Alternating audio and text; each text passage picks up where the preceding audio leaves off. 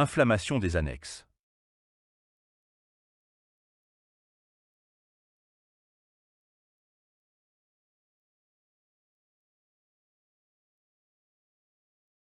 Inflammation des paupières associée ou non à une conjonctivite, elle se traduit par un œdème palpébral avec rougeur du bord ciliaire, parfois des croûtes à la racine des cils.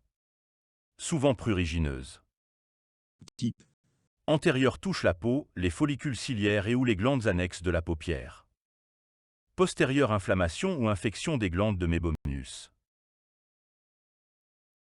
Étiologie. Troubles de réfraction non corrigés, astigmatisme. Hétérophorie, usage de cosmétiques. Allergie. Psoriasis. Eczéma. Dermite séborrhéique. Acné rosacée. Symptomatologie.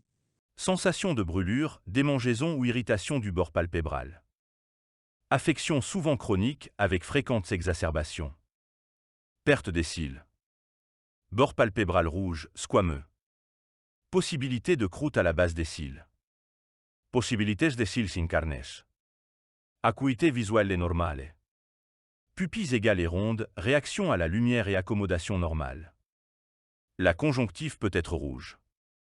Habituellement bilatérale. Antécédent de séborrhée, du cuir chevelu, des sourcils ou des oreilles.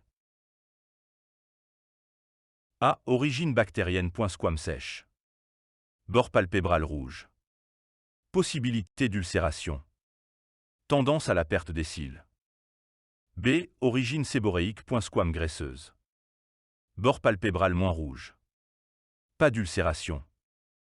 C. Origine mixte. Squame sèche et graisseuse. Bord palpébral rouge. Possibilité d'ulcération. Traitement. Objectif. Interrompre la formation de squame sur le bord palpébral. Prevenir l'infection. Intervention pharmacologique. Appliquer une pommade antibiotique pour les yeux sur le bord des paupières et dans le sac conjonctival inférieur. S'il y a séborrhée sous-jacente, cuir chevelu, sourcils ou autre surface cutanée, suivre le traitement approprié. Suppression du facteur déclenchant si on le retrouve. Application de sérum physiologique sur les paupières. Application de pommades corticoïdes et antibiotiques. Les blépharites sont tenaces et récidivantes.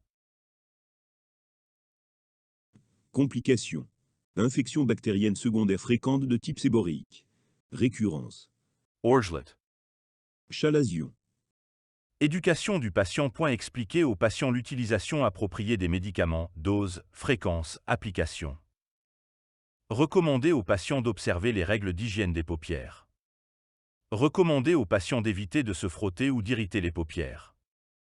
Recommander aux patients d'éviter les cosmétiques, le vent, la fumée et les autres irritants. En cas de blépharite chronique, recommander des soins d'hygiène quotidien des paupières.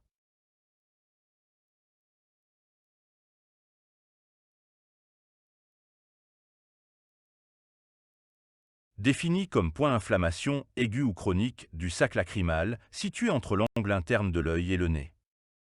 Une dacryocystite est le plus souvent due à l'obstruction du canal lacrymonasal qui relie le sac lacrymal au nez. Cette obstruction, liée à une infection ou à une irritation chronique, provoque un arrêt de l'écoulement des larmes et cette stase favorise l'infection du sac lacrymal. On retrouve ce type de pathologie chez le nouveau-né ou bien chez le sujet âgé, au-delà de 60 ans. Chez les personnes âgées, il s'agit d'un vieillissement des voies lacrymales avec une diminution de la perméabilité des canaux qui peut conduire à l'arrêt de l'élimination des larmes. Les larmes finissent par se surinfecter. Cause. Obstruction du canal lacrymonasal qui relie le sac lacrymal au nez et qui se trouve à proximité de chaque orifice nasal. Cette obstruction, liée à une infection ou à une irritation chronique, provoque un arrêt de la circulation lacrymale et favorise l'infection du sac lacrymal. Symptômes et signes. La dacryocystite aiguë se manifeste par une tuméfaction arrondie, rouge, chaude et douloureuse, située entre l'angle interne de l'œil et l'aile du nez, un larmoiement. Si un abcès se forme, le centre de la tuméfaction devient mou, blanchâtre, avec amincissement de la peau. La dacryocystite chronique entraîne un larmoiement et une mucocèle, kyste contenant du mucus, du sac lacrymal, masse ferme et indolore dont la pression entraîne la sortie de mucus par l'orifice lacrymal. Traitement. Dans tous les cas, la prise en charge par l'ophtalmologiste doit être précoce. Chez les personnes âgées, collyre antiseptique en cure régulière qui se plaignent de larmoiement chronique. Le stade aigu nécessite une intervention chirurgicale accompagnée d'un traitement antibiotique par voie orale et locale. Le traitement repose sur une dacryocystorinostomie, désobstruction chirurgicale du canal lacrymonasal, qui consiste à faire communiquer par une large ouverture dans la paroi osseuse le sac lacrymal et la fosse nasale et à aboucher le sac lacrymal à la muqueuse nasale, court-circuitant ainsi le canal lacrymonasal obturé. Lorsqu'il s'agit d'une dacryocystite aiguë, il faut parfois ouvrir l'abcès en pratiquant une incision, avec drainage chirurgical et administration d'antibiotiques.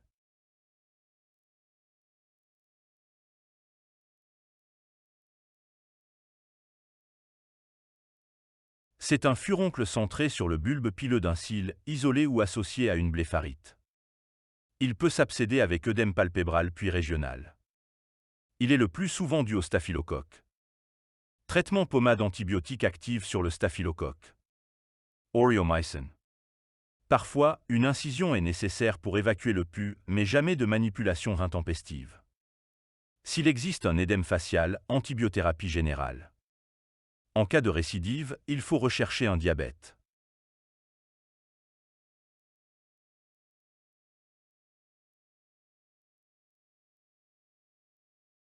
Tuméfaction inflammatoire profondément enchâssée dans la paupière.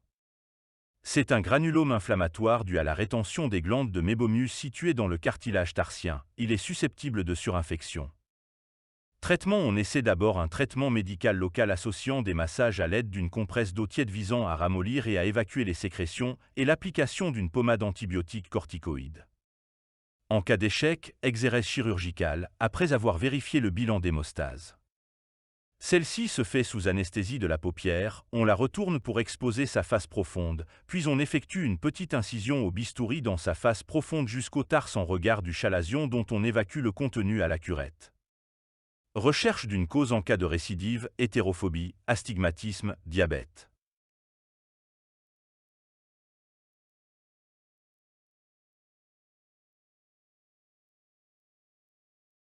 Voile de conjonctive triangulaire à base limbique, s'étendant sur la cornée à l'angle interne de l'œil. Il serait dû à une irritation chronique liée à la vie au grand air, vent, poussière. En cas de progression, il se produit un astigmatisme et des complications inflammatoires. Traitement: résection chirurgicale simple. Autogreffe de limbe ou kératoplastie lamellaire en cas de ptérygion évoluée.